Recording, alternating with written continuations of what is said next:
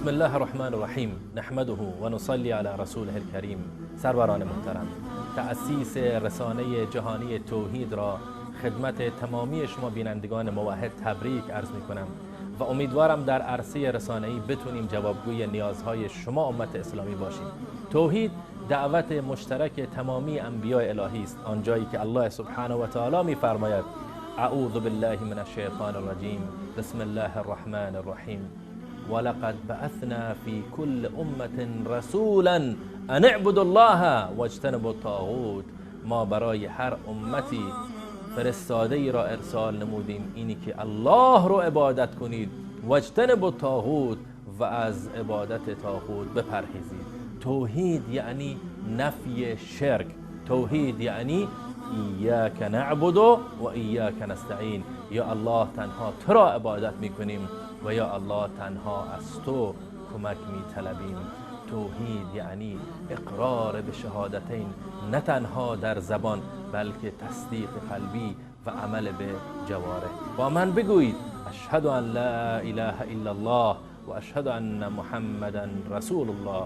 توحید سروران عزیز یعنی قل هو الله احد، بگو الله یکتا و یگانه است، الله الصمد، الله بی نیاز است. توحید یعنی قل اعوذ برب الناس، بگو پناه میبرم به پروردگار انسانها.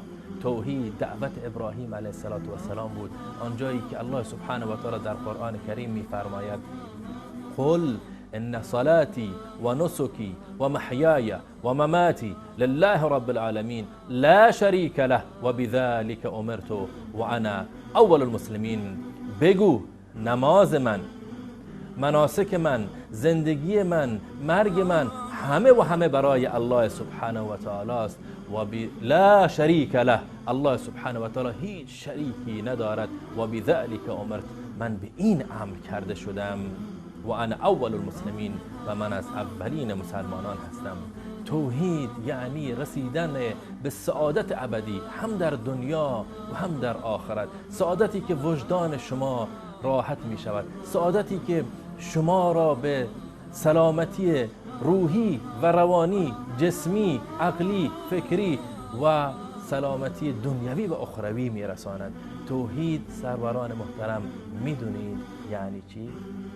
یعنی فقط بگو الله، فقط بگو الله، لا اله الا الله محمد رسول الله.